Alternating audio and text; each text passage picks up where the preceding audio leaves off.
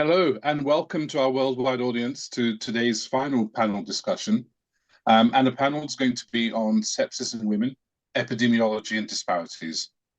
Thank you for joining, and thank you to the Global Sepsis Alliance, as well as all of our sponsors, Biomiro, the Minari Group, and SOBI. Sepsis is often discussed as a universal clinical emergency, but its burden is not experienced equally. Women face distinct biological, social, and healthcare-related vulnerabilities that can shape risk, recognition, treatment, and outcomes. Today, we have 5 wonderful speakers to explore where those disparities exist, why they persist, and why must change happen if we are serious about delivering more equitable sepsis care. Ilse Malfait will tell us her incredible and brave story as a cancer and sepsis survivor. Professor Mohsen Naghavi, Professor of Health Metric Science and Director of Subnational Burden of Disease Estimation at the University of Washington, will discuss gender and sepsis mortality and a review of the conflicting evidence. Dr. Carolin Fleischmann-Struzek from the Institute of Infection Medicine and Hospital Hygiene at Jena University Hospital in Germany will explain to us about gender-related psychosocial outcomes among sepsis survivors. Dr. Zainab Shinkafi-Bagudu, the first African president-elect of the Union for International Cancer Control and senior advisor to the Honorable Minister of Health of Nigeria, will discuss sepsis mortality and the challenges as well as the realities in low and middle income countries. And finally, Dr. Helena Barrasa, an intensivist at the Araba University Hospital in Spain, will explain sex-related differences in antimicrobial dosing for sepsis. It's set up to be a fantastic, I think, hour of discussion and sharing of knowledge. And with that, I would like to invite Ilse to take the virtual floor, and look forward to hearing all of your presentations. Ilse. Thank you. Thank you, first of all, for the opportunity to be able to speak here today, this evening. And I would like to share my own story, how I experienced sepsis as a woman and as a mother of 3 sons. As you can see in this photo, both my lower legs and fingers have been amputated. I also lost a breast. And it all started with something small, a lump, that I discovered myself thanks to early detection campaigns. And our youngest son, Cass, here on the photo, asked me, "Mom, are you going to die?" And I answered, "No, boy, don't worry. We caught it early." And I said that because the doctors gave me 95% chance of survival. 5 days after my first chemo, I developed severe abdominal pain. It was a bowel perforation. Emergency surgery followed. And the night after surgery, the pain got worse.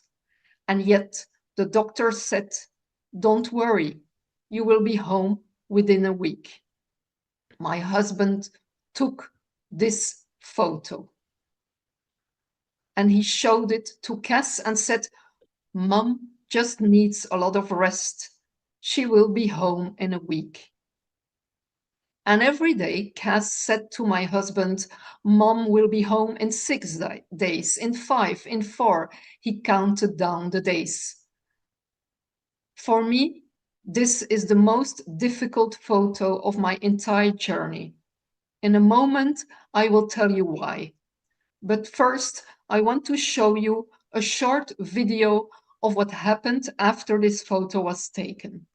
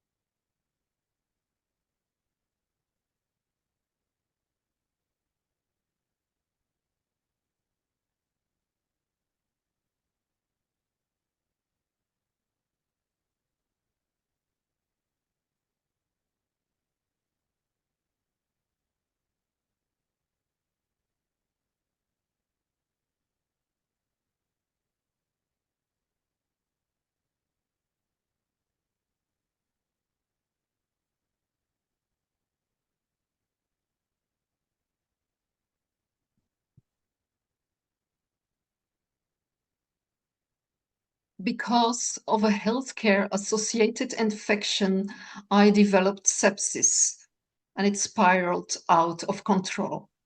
I was transferred to the University Hospital of Ghent, where a long journey started. And once back home, I started looking for answers to many questions about sepsis. I searched my phone for messages I had sent the day after my surgery. What I found left me confused. That morning I had texted, "Hell, I'm broken."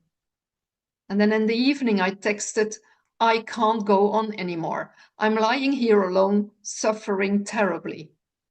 And later, problems, groggy, fainting, nausea, and low oxygen levels. Pain and sleep medication are increased again. I thought, weren't these alarm signals? So I went back to the first hospital.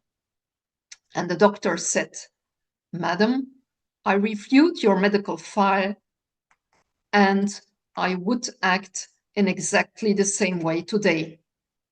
Those words were a turning point for me. I wanted to know more about sepsis, and I contacted a cancer organization, and they couldn't give me answers. Instead, they told me that sepsis is not a problem in the Western world. My questions kept growing. Therefore, I attended a Congress of the European Sepsis Alliance. A picture in their report opened my eyes. It was a picture of the UK screening tool used in hospitals, and I checked it. And question 1, does the patient look sick? This was clearly the case. And then question 2, could this be due to an infection? Certainly, I had abdominal surgery. And then is any one red flag present? One red flag I recognized immediately, recent chemo. And then I saw at the bottom of the picture, this is time critical. And in large letters, start the sepsis care pathway now. Tears streamed down my face because I realized that critical hours had been lost. And it all started with a healthcare-associated infection. When that photo was taken, I had already been severely neutropenic for 10 hours. My body could no longer fight against an infection. I had a high fever, and I should have received broad-spectrum antibiotics. That did not happen.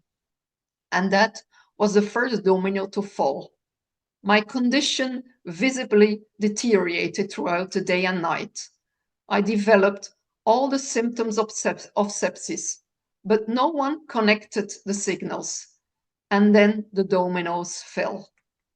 There was a septic shock. My chance of survival dropped from 95% to 1%.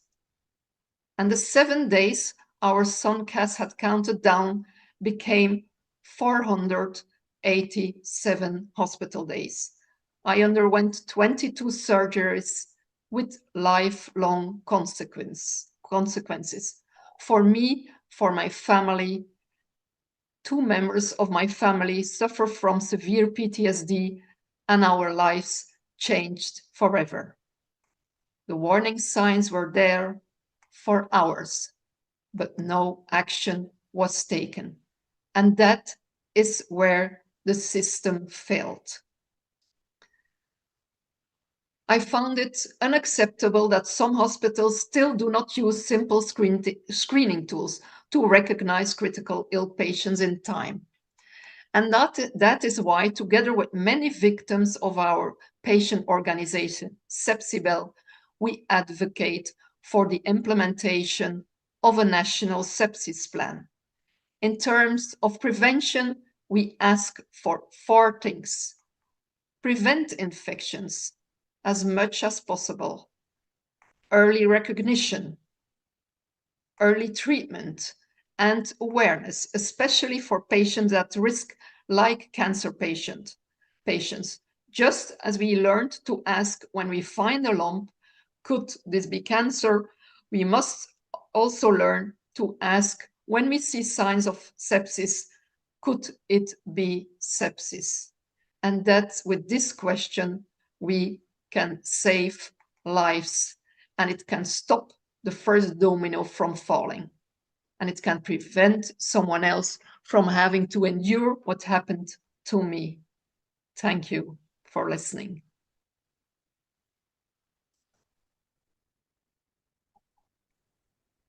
Ilse, thank you very much for that extremely moving and at the same time inspiring story. You know, I've heard your story before, and I always find it so moving and so inspiring at the same time. You know, the ability to recover from such a dire situation is testament to both your determination and your bravery. I have a question for you, Ilse, if I may. If you could ask policymakers for one action tomorrow with regards to sepsis and cancer, you know, what would that be? For me, Nveed, there is no doubt we really need to raise awareness of sepsis. When I look to my country, Belgium, 3 years ago, the word sepsis was hardly used. It wasn't part of the public conversation. And that's a vicious cycle. If the word sepsis isn't used, the condition remains invisible. And yeah, so that's why I think that awareness is the priority. Yeah, yeah. And do you think the situation has changed from, you know, when you were in that situation?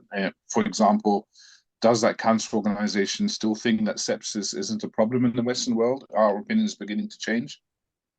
No, it has changed. We had a very positive dialogue, and now they clearly recognize that sepsis is an important issue, certainly for cancer patients, and even more, they support us. They support our sepsis organization, so which is a good thing. Yeah. Ilse, thank you very much for your presentation, and thank you for all the work that you're doing, especially in Belgium, to make this, you know, taking it up the priority in terms of understanding amongst healthcare workers, and it's an extremely important cause, and you're doing so much. And I know sharing the story, you know, it can't be easy for you, and thank you for sharing it with us again, and thank you very much for all the work that you're doing. Thank you, Nveed, and thank you, everybody. Okay, thank you, Ilse. Next, I'd like to ask Professor Mohsen to tell us about the conflicting evidence that exists amongst gender and sepsis mortality. Thank you so much. And sorry, Ilse, I think that your story was very hard for many people that working in the health system. Okay, I hope that you have my presentation. I talked a lot about how we calculate sepsis and how we calculate mortality and incidence for the sepsis. And I prefer do not repeat that, just do something that it seems very important, comparison between male and female. Okay, this is time trend of the sepsis between male and female. You can see that in 2023, we had around 16 million deaths due to the sepsis, that it was very high in the 2 years before that it was due to the COVID. And you can see, if we forget about COVID pandemic, we will see that sepsis number, it's going down and around 1 million per sex. This is the number. But when we look to the rate, we will see that this decreasing is a lot, much, much higher than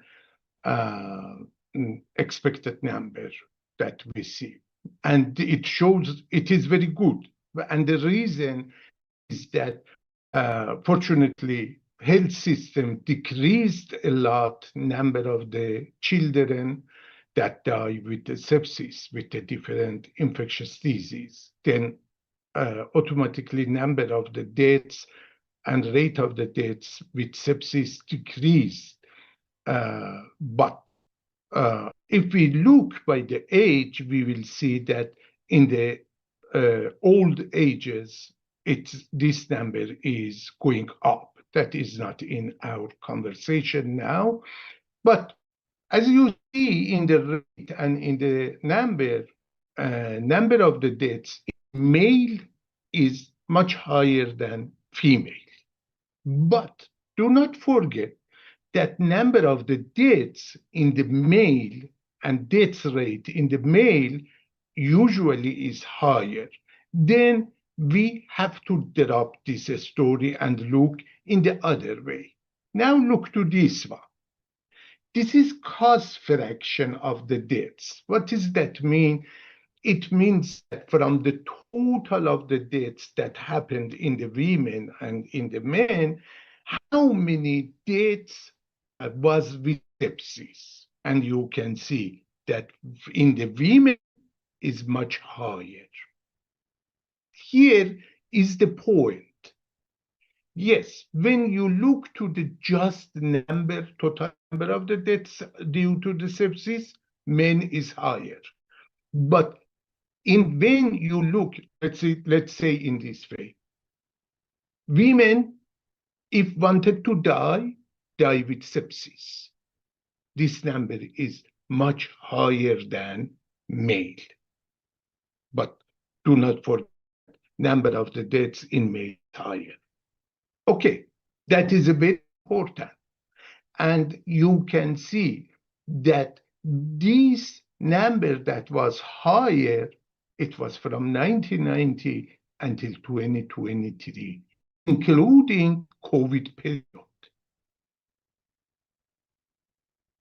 And this is, okay, when we talk about women, usually we consider many difficulty between fertility time and other. Then I changed a lot a story with the age of the 15 to 50. And you can see, again, this number of the deaths and death rate in the women is lower than male. But maybe you can ask, what is the story that goes up? It is due to the HIV pandemic that, okay, there was a big pandemic in the world, and now, fortunately, we controlled, and now number is much lower than due to the HIV/AIDS, and transmission is much lower.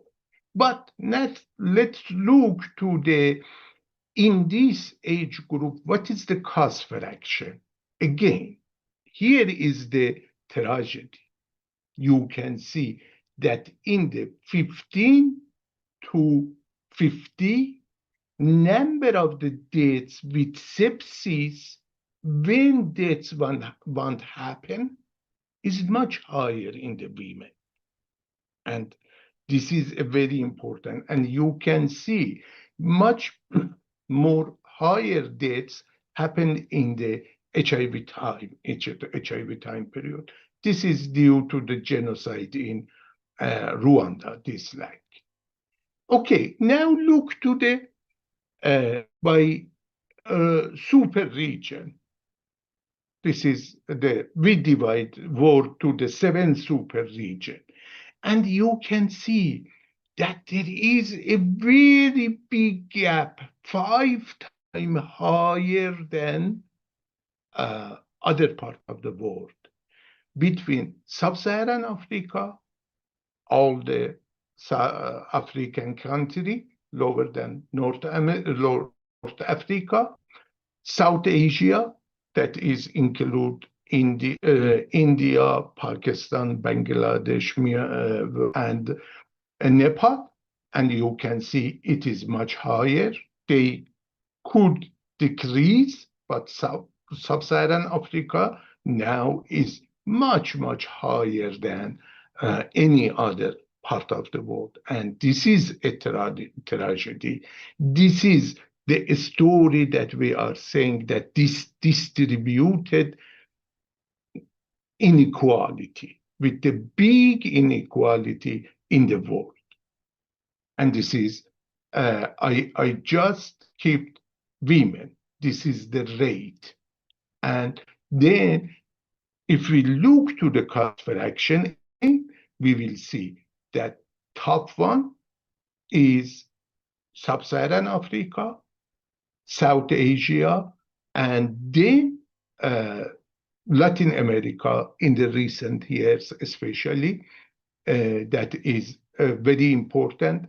Between Latin America and North Africa, Middle East, due to the different situation, there is a big changes.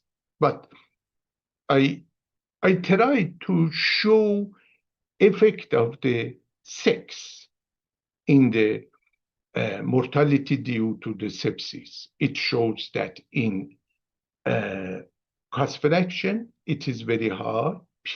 Women, if they want to die mostly with sepsis. Is not same as men. Men die more, lower with sepsis. Women die lower, more with sepsis. And okay, look, this is 15 to 50.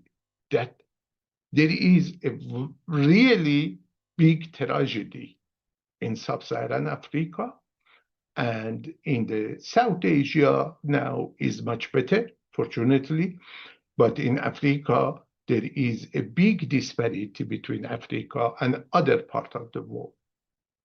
Maybe we should say that there is an epidemic in the Africa. And again, this is same. This is same for the story that I mentioned. And now look here. This is by age. In the blue is male and orange is female. By the rate, usually male is die with sepsis is much higher. But when we go, except of these three age group, that is in the young girl. But let's look to this one, cost for action. Here you see that in the all ages, women, if or female, if want to die more than a man with the sepsis. It means that here sex is a risk. Is a risk factor. And we have to pay attention more to the women when they are in the risk of the getting sepsis. And maybe people think about okay, this is due to the maternal sepsis and something like that. No, maternal sepsis is much, much lower than all sepsis. You can see, for example, in any year that in 2000, we had 40,000 deaths due to the maternal sepsis, but we had 1.4 million deaths for the women that die with sepsis. It doesn't, we cannot say, okay, if we control maternal sepsis, everything is good. No, we should very severely look to every woman that is at risk, or every female that is at risk of getting sepsis, prevent, control, that we do not have this big number of the deaths for sepsis. I hope that I cover your question about the epidemiology of the sepsis. I try to do not put many detail in this discussion. I hope that if you have any question, I can answer. Thank you very much, Professor Mohsen, for a very interesting overview of the epidemiology. A couple of questions come to mind. The first is, and I know that the main topic was the inequality between, or the disparity between males and females, but one very obvious statistic from your presentation was the massive disparity between sub-Saharan Africa and the rest of the world.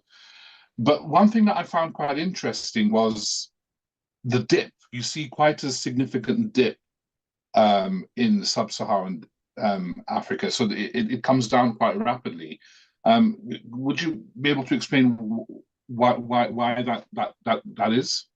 Yes, because first, HIV decreased. Right. We could control a little transmission and deaths and control for the treatment. This is the biggest important. But if you let me go here, yes, if you look to this age group, and also we controlled many infectious diseases, because based on the definition, people with any infectious in any part of their body die with sepsis. We controlled malaria very well. We controlled HIV. We controlled TB, not same as other region, but anyway, in the level of the sub-Saharan Africa, I want to say that it is not due to the system or providing services, health services. It is due to the improvement in public health, same as control of the HIV, control of the TB, control of the malaria, measles, and other diseases. Sepsis is. But the problem of the real thing that we say as a sepsis is on the place for the African country. And then a follow-up question to that is, you very elegantly show the disparity between males and females, and you discounted maternal sepsis. And my mind would have automatically gone towards maternal sepsis is probably the reason for that main difference. But you very clearly show that even if you eliminate the maternal sepsis part of it, there's still a massive disparity. Do you think it's a problem of recognition of sepsis in women, or do you think there's a pathophysiological basis for the reason that it's worse in women? Sorry, but I don't think that it is pathophysiological. It is social problem. Usually, women use cheap health system, cheap part of the health system. But when we want to put them in the hospital, usually we prefer to put men. Usually women in the African country, in the many country, women do not use the health system very well. We have a disparity between using of the health system by men and women. This is the first thing. Second thing, especially in the old lady, usually we do not care that, okay, she has to go to the hospital. But for the old man, we care. Usually it's wrong, but anyway.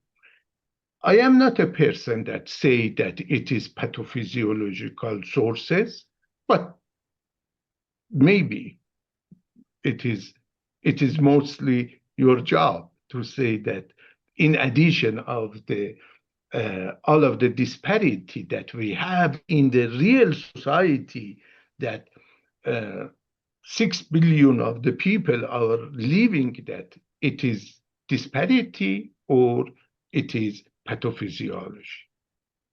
Thank you, Professor Mohsen. I'm just looking at some of the comments coming through on the YouTube channel, and certainly a lot of agreement with what you're saying. Cultural issues, well, are mainly the responsibility for this. Professor Mohsen, thank you very much for a very informative talk. I'd like to now invite Carolin to tell us about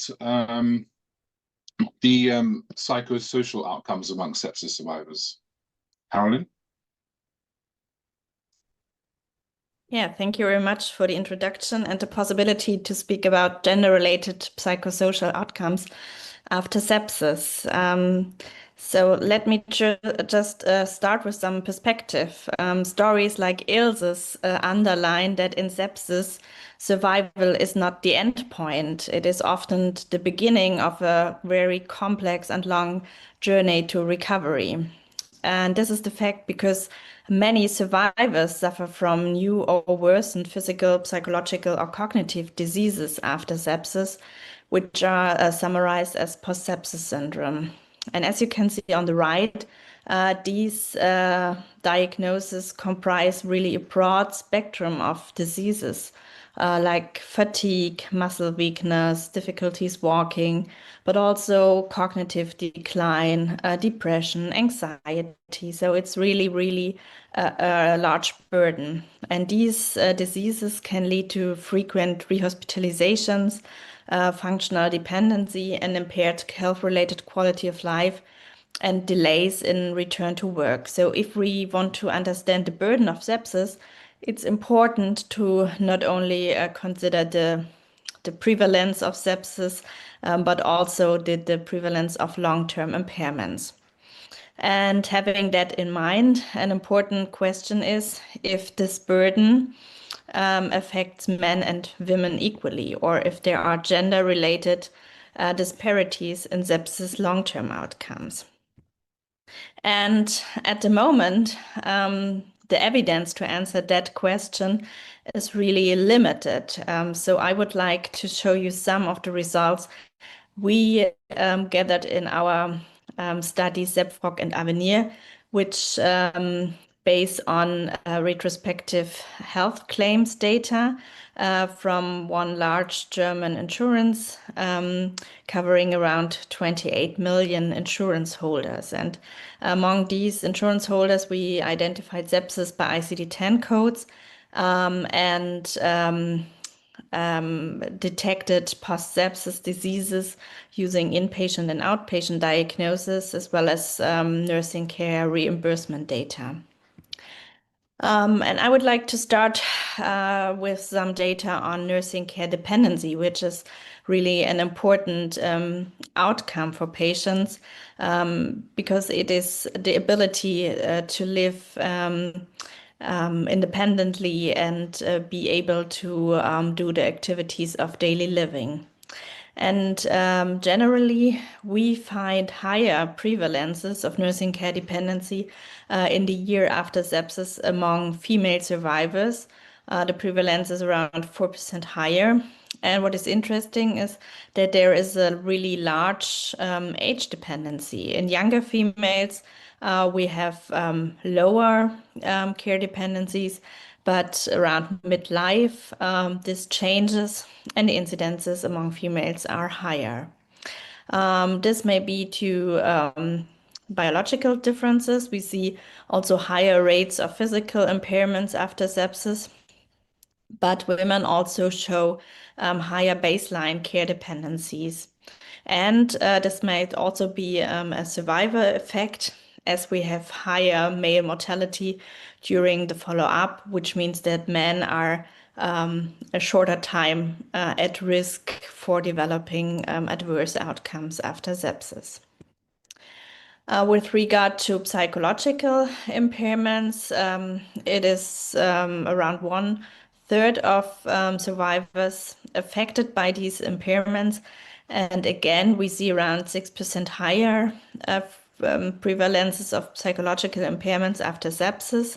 Again, with a certain age dependency, with more pronounced differences in younger and older age groups. This mirrors general population trends because there is a higher incidence of psychological impairments in females, also in the general population. There are also, again, biological drivers like genetic or hormonal reasons. This might be also society-driven, and there is a likely gender bias also in diagnosis and treatment because on the one hand, women are found to show more severe, immediate psychological stress responses and more commonly have a history of mental illnesses. But we have a potential overdiagnosis in female, accompanied with an underdiagnosis in males, as many screening tools for psychological impairments favor female symptom presentations. And this is important for our data. We have often a higher care seeking in females, and there's this in our data, which are health insurance data, affects the observed prevalence. Speaking about treatment pattern, there is also a higher prevalence of pharmacological treatments and specialist treatments in patients with mental health diagnosis in a 12-month after sepsis in females. And we also have gender disparities in, for example, psychotherapy with an odds ratio of around 1.5. That means that the likelihood of receiving psychotherapy when new psychological diseases occur after sepsis is considerably higher among female patients. So yeah, let me summarize. We have a high burden of very diverse post-sepsis syndrome, which often include psychosocial impairments, and women show higher rates of nursing dependency and psychological sequelae with important age-dependent disparities. These may result from a very complex interplay between biological, social, and healthcare utilization pattern, and may also be affected by survival benefits of female survivors. And still, our understanding of these disparities is very limited, and we need to invest more in research to understand the mechanism and also the possible implications for gender-sensitive acute and follow-up treatment in sepsis. And with this, I would like to end, and thank you very much for your attention. Happy to answer your questions. Dr. Carolin, thank you very much for a very informative and interesting presentation. Quite a bit of traction on the YouTube chat with your presentation, and I'm going to read a question out that's come in from one of our audience members. You were the first researcher publishing about post-sepsis syndrome in ICU and non-ICU sepsis patients. Can you say anything about the gender differences in post-sepsis syndrome in the two different groups? Well, I think it's what I tried to show in the presentation. We have, for nursing care dependency and psychological sequelae, a higher prevalence in women. But cognitive impairments, for example, occur with higher rates in male survivors. And I think, yeah, this is the case for post-sepsis syndrome, and all is shaped by also differences in long-term mortality, with male survivors having higher acute and long-term mortality rates, and this of course also have impact on the long-term disparities. So I think it's important to really explore this with focus on the different components of post-sepsis syndrome, not only generally, and also to understand that the disparities are not equally along the lifespan, across the lifespan. So we have really changes in the pattern we observe in older and younger survivors. And a follow-up question, if I may, Carolin. How do you think these gender-related differences may be meaningfully integrated into post-sepsis follow-up care? Well, I think, first of all, it's important to raise the awareness of these gender disparities, and also include them, for example, in screening patterns. So I think, I mean, it's important that every survivor is screened on common post-sepsis long-term impairments. But I think for physicians and other members, other healthcare professionals, it's important to keep in mind that some of this equally affect women more often, and they are more vulnerable and may need other support pattern.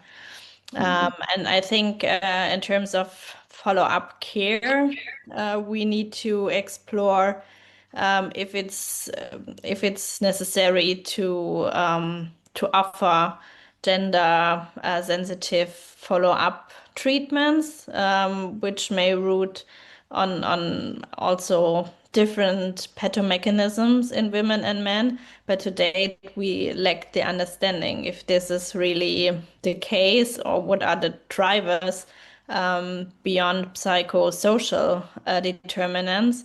So I think, that this is something we still need to explore. But apart from that, it's important to really have equal access to treatment options, and also be sensitive for gender-dependent requirements in aftercare.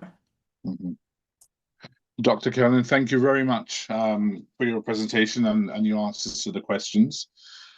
Before I present our next speaker, I'd just like to say hello to some of our audience members from Ecuador, Belize, Rwanda.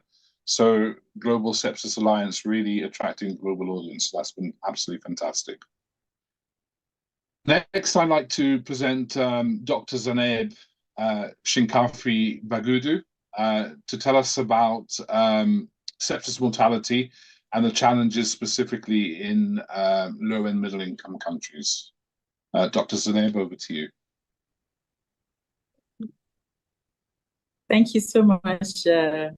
A lot has been said about sepsis this evening, and I would like to bring my own perspective from LMIC, some of which has been spoken to. Living in it as a cancer advocate, as a physician, primarily a pediatrician, sepsis is very key to the outcomes of certain of diseases in Africa and beyond. So we're here really to emphasize on the drivers, the systemic barriers, and go deep dive a bit more into the critical challenges and how it's so hard to make a diagnosis and to even treat patients with sepsis. especially when you're talking about cancer. It is a global problem, as we've heard again, and it's more pronounced in the lower income countries amongst the marginalized population, which usually means those with chronic diseases, in this case, cancer patients, women, children, and so on.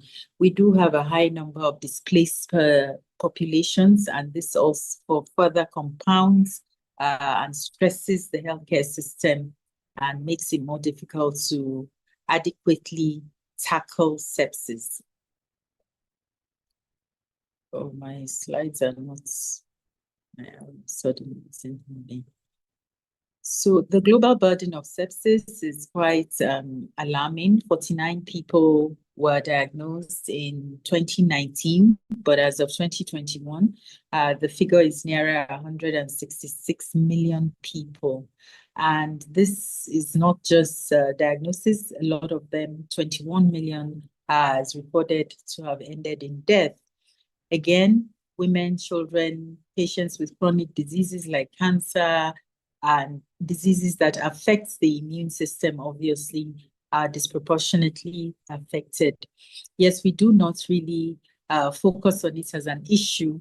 It's just one of the complications rather than a problem on its own that we need to tackle.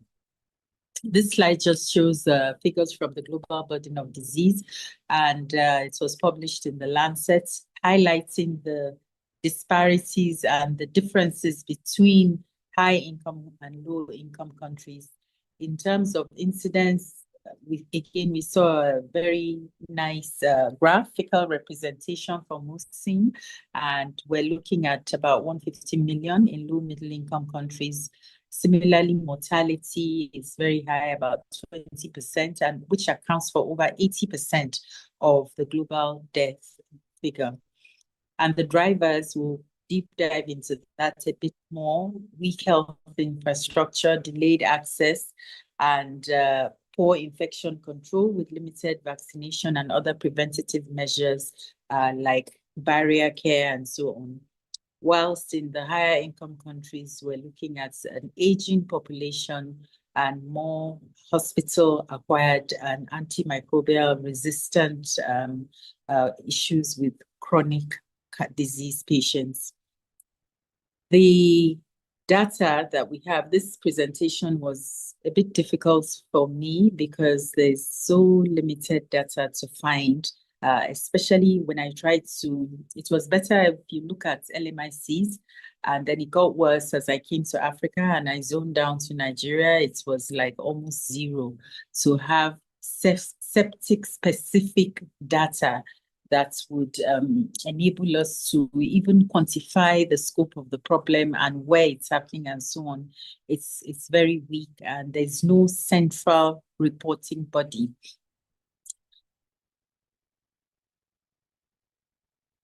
So like I said, the incidence, the mortality, and everything just ties into the poor data and surveillance and the inability to really focus on the problem in the groups that are most relevant, that are most affected. Top of the list from what we could find was Nigeria, which is not surprising because of the high population of Nigeria anyway, followed by Uganda. Uganda had quite good reporting, and then Tanzania, Kenya, and so on in Africa. Of course, bacteria was the dominant one. Malaria is still an issue. Once HIV and opportunistic infections, particularly in, I think that's why we had such good data from Uganda, because the HIV system is quite advanced, and they're able to really focus on all the other co-infections that exist with HIV patients. So a lot of studies come out of there, influenza, and then of course other fungal infections. So from 2019 to 2021, what is happening really, if we look at the world and Africa, the incidence of sepsis is increasing. If initially the areas in red are the deeper, of course, the areas that have more of a problem. But surprisingly, even in the north of Africa, where the countries are more, should I say, have better economic, the economy is higher, they're more middle income, mid-high income countries. It's worsening. From 2019 to 2021, you can see that the blue is turning to orange and yellow. So it's now a cause for alarm and something that we should look more at. The West Africa and Central Africa remains, red and alarming. And again, like I said, the data, though poor, but we know that in millions, we still have these areas being the most affected, with other areas of Southern Africa also. This lack of moving. So the drivers of sepsis in Sub-Saharan Africa and other LMICs, but I'm speaking more to Africa, I've grouped them into four. The first one that has to do with access to care and treatment delays. It's very commonplace to find patients that have other diseases develop sepsis because they present in hospital late, and then it's not, even if it's picked up early, there's an issue or there's no nearby hospital to be able to go for care. Delayed antibiotic administration, like we even heard from Ilse, in high-income countries is commonplace in Africa. ICU capacity. I was looking at your slides and the ICU, and unfortunately, even to have that level of ICU care is something that is still not commonplace. Neonatal mortality, again, is even worse when you look at that end of the age groups. Gender inequities exist because, of course, women are the ones that have children, and so maternal mortality is already high, skyrocketing. Maternal nutrition is poor, and so their ability to fight these infections becomes poorer. We have very high maternal mortality rates, and so they are a vulnerable group that tend to get sepsis, and they are also facing barriers to diagnosis, and it makes really food for thought, because this is actually a very preventable cause of death. More effort is going into looking at maternal health, but of course, it's still not enough. Vaccination gaps and inequities in preventative strategies is speaking to the general coverage of vaccination of infectious diseases that we really should be past now. We're still having outbreaks of polio, not to talk of the more common and deadlier ones like pneumococcus and rotavirus, especially for children. There are areas that, like I mentioned, of insecurity and conflict. Democratic Republic of Congo, South Sudan, Mali. This further weakens the cold chain infrastructure and widens the gap when it comes to vaccination and other preventative mechanisms that we should ordinarily have in place to prevent sepsis. There are very wide disparities in cancer treatments, and over 75% of cancer-related deaths occur in LMICs due to poor access to treatment. In Nigeria, Kenya, Tanzania, again, the ICU access and even diagnosing the cancer on time. By the time you see a woman with breast cancer, she's already quite septic because the breast is fungating, and it's really not a pleasant situation at all. The figure is 60% of our patients are diagnosed in stage 3 and 4. It's actually used to be about 80, but slowly we're driving it down. This speaks to awareness, it speaks to diagnostic facilities, it speaks to the culture and the stigmatization of patients that are living with cancer. So they would rather stay at home and, hide it until it becomes very difficult to hide. The other, speaking to environmental drivers, The facilities where we're supposed to be diagnosing these patients are typically overcrowded with poor hygiene practices. There are, of course, this is not to say generally, but there are tertiary units that are running quite well, but that is not the norm across sub-Saharan Africa. It's also, there have been reviews, which I found some references for in Mali, Guinea, Nigeria, that really highlighted the inadequacy of infection prevention within our hospital systems. Also, this speaks to the high incidence that we're seeing of antimicrobial, of microbes to the medicines that we're trying to treat them with. Most of the pathogens like Klebsiella, E. coli are really widely spread and causing a problem amongst the neonates with reducing ability to treat them.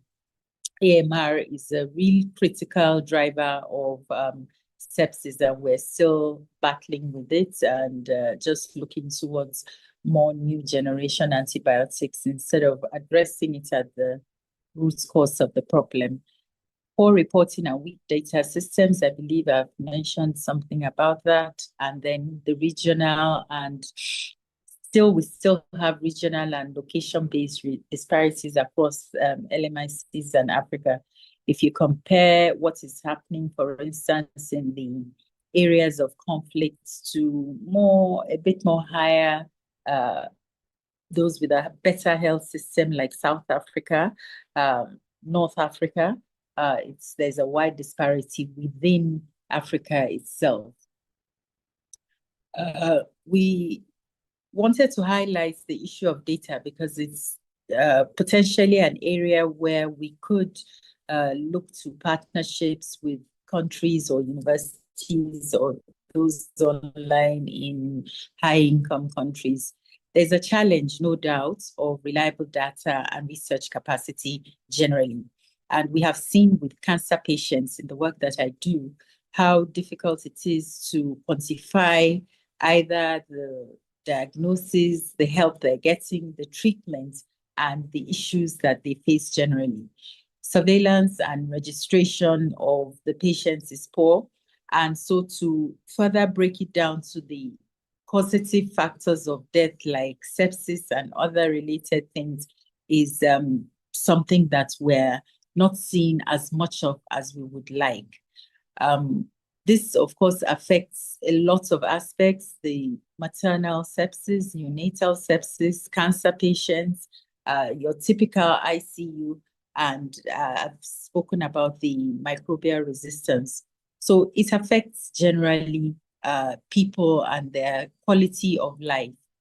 It is one of the areas that we feel that if we can muster more funding opportunities, there are tertiary institutions that can highlight and quantify the magnitude of the problem, even though there is funding still that goes to HIV, malaria, TB, but even that is also being reduced now with the global funding challenge.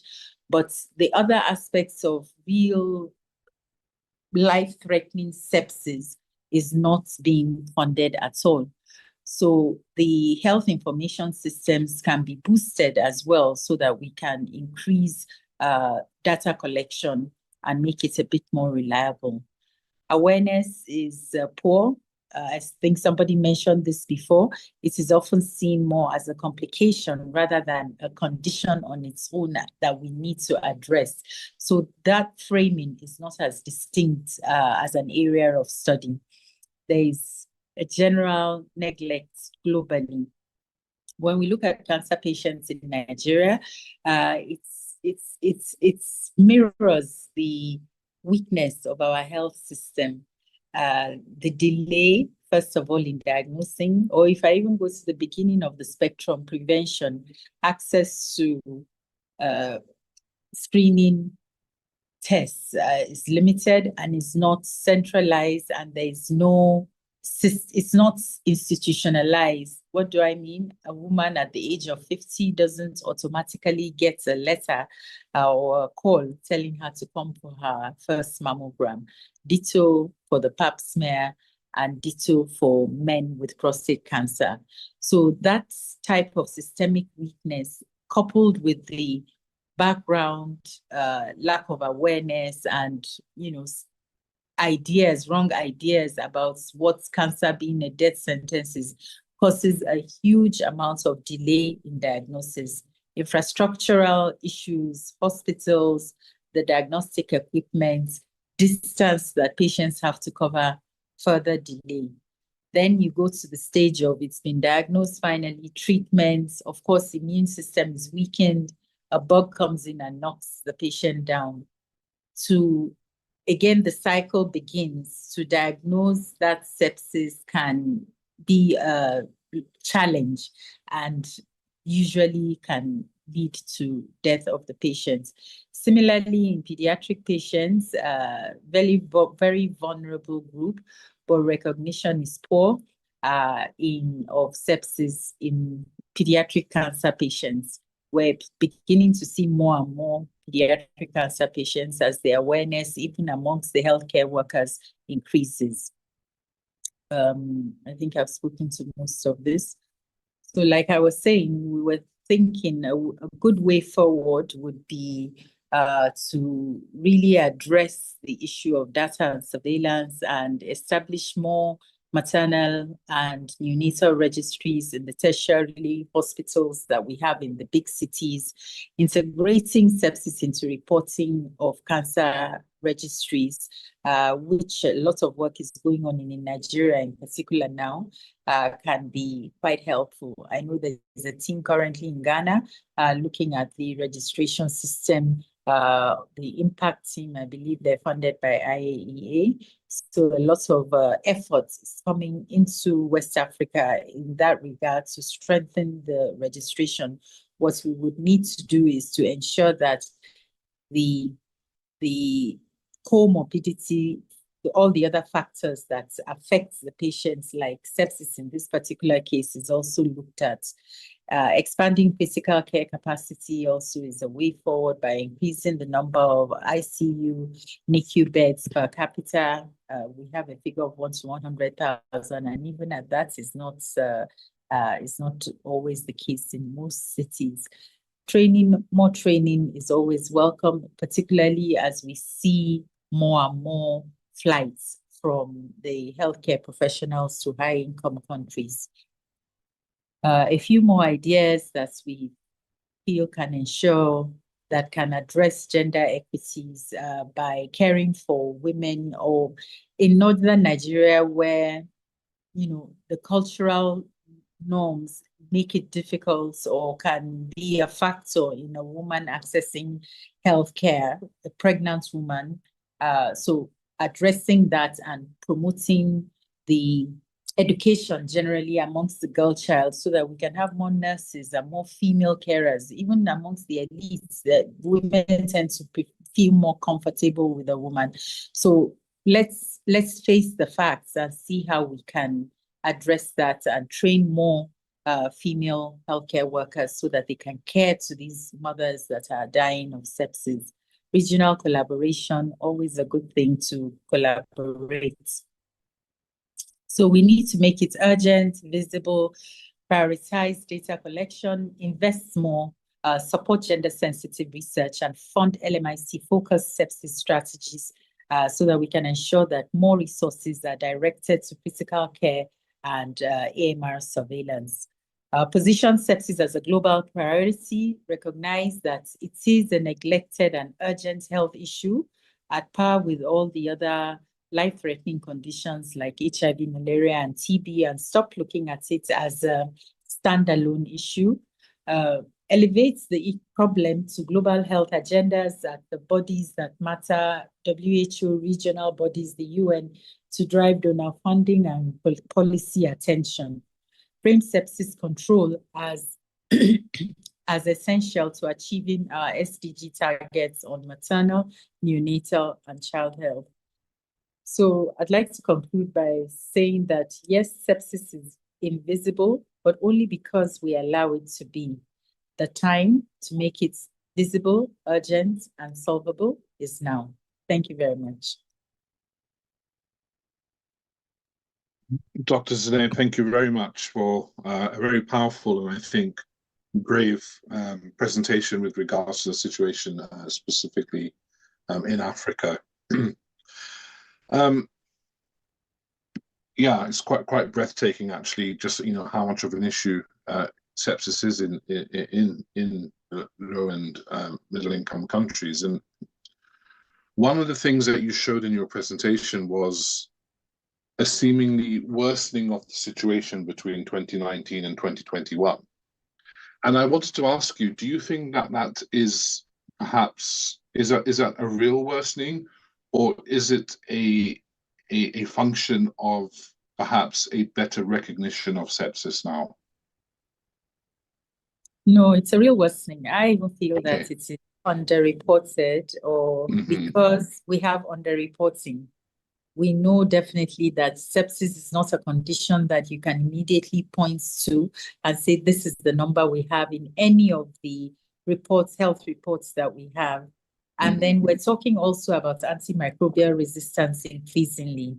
So even when we're diagnosing it, the treatment is becoming harder and harder.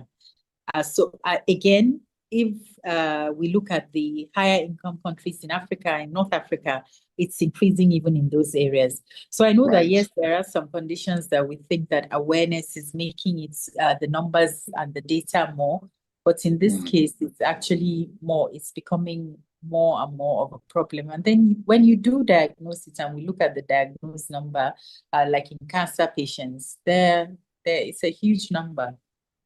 And then, a common theme, I guess, between what you have said and what Professor Mohsen said earlier is obviously this cultural barrier, especially that women face. And do you have any ideas in terms of what can be done so that these cultural barriers can be overcome? It's a whole, we have to look at it in context and then holistically. We can say, yes, we're going to train more girls, but who is giving birth to those girls? Who are their fathers? We need to keep going back and back and back and trying to really change the mindset of the general population and addressing these cultural problems that we have. And really, it's a huge problem. How do you abuse the minds of your average man and woman living in the rural area and let them understand your intentions with science? It's not like you're trying to sterilize the girls with your vaccine. Contradictorily, you're trying to increase their chances of survival. We have to start from the community level, looking at the schools, and then as they grow into contributors of society, even at that level, better welfare for everybody. It's really a huge problem, and there's no right answer to it, but to bring Africa up from those positions, we have to really look at it more. And in everything that we do, not just in one thing, it could be going to the supermarket, but how do you do it in a way that you position yourself as a mentor, as an example to those who are watching, so that they see it as a positive thing and not necessarily something that is coming in to invade their culture. Yeah. Dr. Zainab, thank you so much for your presentation. Thank you. And finally, I'd like to invite Dr. Helena to the virtual stage. Helena will be talking about sex-related differences in the antimicrobial dosing for sepsis patients. Helena. Good evening, and thank you very much for the invitation. It's a pleasure to be here today. And I will talk about sex-related difference in antimicrobial dosing for sepsis and why this is not only a biological issue, but also a clinical one. When we say drug doses, we often rely on the concept of a standard patient, and in reality, that patient is typically a middle-aged 70-kilogram white male. But biological reality is far more complex, including diversity in sex, gender, race, and body composition. And this assumption is where the problem begins. The concentrations we expect from standard doses are based on this simplified model. However, even under controlled conditions, variability already exists. And in critical ill patients, this variability becomes extreme. Sepsis profoundly alters physiology with increase in volume of distribution, decreased protein binding, and a high variable renal clearance of drugs. And often, extracorporeal support is needed, as ECMO or continuous renal replacement therapy. As a result, drug exposure becomes highly unpredictable. This issue becomes even more relevant when we focus on sepsis in women. Here, multiple layers of inequity converge. The clinical ones, as disparities in triage, bundle adherence, and unconscious bias in acute care. Biological ones, as fundamental difference in body composition, hemodynamics, and hormonal immune response. And pharmacological ones, as we can expect altered drug clearance, different exposure levels, and toxicity risks under standard doses. Together, they create what we can describe as a female penalty. In addition, gender bias affects acute care. Women often experience delays in recognitions, delays in treatment with a median of 22 minutes in the so-called the golden hour of the treatment, and lower adherence to sepsis bundles from 41.5% in men versus 30% in women. So inequity is not only biological, it is also embedded in the way care is delivered. One of the most striking observations is the discrepancy between incidence and mortality. Sepsis is more common in men, presenting with 1.3 times higher relative risk. However, women with septic shock often have worse outcomes, although it's real this issue is still a bit controversial. Importantly, this difference is not fully explained by delays in antibiotic therapy, suggesting deep-root systemic failures in recognizing and managing female physiological presentation. Part of this may be explained what we call severity bias. Men tend to appear more severely ill at presentation, which leads to faster and more aggressive treatment. In contrast, women may present differently, and their severity may be underestimated. This is further compounded by the tools we use in clinical practice. Many equations used to assess organ function and guide dosing were developed in male-dominated populations. As a result, attempts to individualize therapy may actually introduce systemic error, leading to further inaccuracies in female dose adjustments. At the same time, there are real biological differences. Difference in body composition, as lower muscle mass and higher fat percentage, in renal function, presenting slowing drug elimination and hormonal environment, and all of them directly influence pharmacokinetics. And ultimately, they determine drug exposure, achieving higher blood concentrations and longer elimination times from the exact same dose. All of these factors translate into different pharmacokinetic behavior between men and women. Women tend to have reduced clearance and higher drug exposure, which increases the risk of toxicity, and which is more important, this is a highly predictability event. In contrast, men, particularly critically ill patients with augmented renal clearance, are more likely to be underdosed, increasing the risk of treatment failure. And this leads to an important conclusion. The risk is real, and this risk is asymmetric. With the same dose, we are not treating patients equally.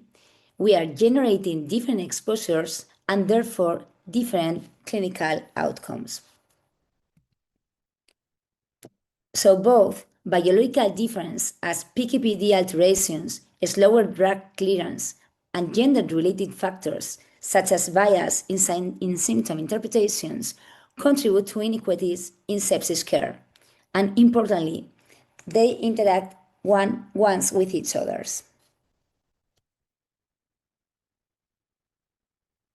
These inequities are deeply rooted in how evidence is generated.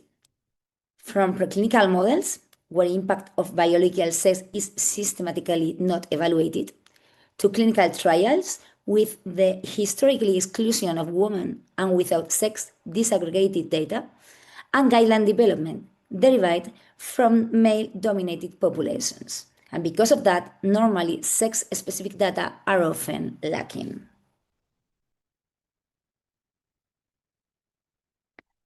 And we should not forget that who writes the science saves the science. When women are underrepresented in research, in leadership, and in guideline development, sex-specific variables are more likely to be overlooked. And now what can we do? In practical terms, one of the most effective strategies to reduce these inequities is therapeutic drug monitoring. By measuring real drug concentrations, we move beyond assumptions and deeply assess exposures in each patient. That way, we can bypass biased math, eliminating reliance on flawed equations like gold by measuring exact plasma drug concentration via chromatography, detects the toxicity trap, identifying the slower clearance and higher exposure inherent to female pharmacokinetics, allowing for rapid dose reduction, and ensure true efficacy, guaranteeing narrow therapeutic targets are reached safely, tailoring the dose to the unique biological reality of the patient. This approach should be integrated into precision dosing strategies, where dosing is continuously adapted based on patient-specific data and including sex-related difference. So, broader strategies are required. First, doing therapeutic drug monitoring. We have to move beyond standard dosing and implementing real-time individualized dose adjustment to prevent male underexposure and female toxicity. Second, sex-aware triage, redefining severity score thresholds to properly account for female biological baselines in the emergency room. And third, with inclusive research. It's mandatory to use sex disaggregated data in all future clinical and preclinical sepsis trials to build a complete scientific picture. I would like to finish with one key message. Standard doses is not neutral. With the same dose, we create different exposures, and different exposures lead to different outcomes. Bridging the gap in sepsis care requires replacing one-size-fits-all protocols with sex-aware precision medicine. Thank you very much. Helena, thank you very much for a fascinating presentation. It's just so kind of surprising, isn't it? Like, you know, in a situation where you may be able to identify sepsis at an early enough stage, there aren't the cultural pressures like we heard in some of the other presentations where, you know, males and females have the equal opportunity for treatment, etc. We still fail because we don't understand how we should be dosing females versus males. And I guess a question that comes to mind is, you know, given what you've said and the research that you've done, how can clinicians practically incorporate sex-related differences into antibiotic dosing in the ICU today? Well, thank you. That's a relevant question, but the truth is, at the moment, we don't have clear sex-specific dosing guidelines for antibiotics. So in practice, the key is to recognize that variability exists and to identify patients at higher risks, both of underexposure or overexposure. In this context, early assessment of renal function is essential, and whenever possible, using tools like therapeutic drug monitoring helps to adjust dosing based on real exposure, rather than assumptions. So even if we cannot fully individualize upfront, we can move towards a more precise dosing step by step. Mm-hmm, mm-hmm. And you know, one of the really interesting slides that you had there was around, you know, the drug development pipeline, the preclinical, clinical, etc. And you know, one thing that you said was that the majority of the clinical studies happen to be in the male population. What do you think can be done to try and get an equality in at least the clinical trials that are done to have equal numbers of males and females? I think it's mandatory to include women. I don't know why historically they have been excluded. Probably because it's more difficult. It's more difficult to do research with us because we have different chains, about our hormones. But in clinical practice, you have to treat us, So it's mandatory, and the regulation has to move forward. Mm-hmm, mm-hmm. Cool, Helena. Thank you very much, and I hope our audience will agree that the presentations that we've had today have all been insightful, powerful, thought-provoking, and really looking at the issue of sepsis from such different perspectives, and a real realization that we still have so far to go when it comes to making sepsis a historical issue for us. Thank you for our audience members. Thank you for joining us from across the globe. And thank you once again to our sponsors. Can I please encourage all of you to please visit our website, follow us on Facebook, Twitter, Instagram, LinkedIn, TikTok. Of course, a recording of this session will be available on YouTube for the coming months, weeks, years. It will be there forever on YouTube. So I encourage you to go back and have a listen and really kind of get some insights in a lot more detail from the presentations that were given today.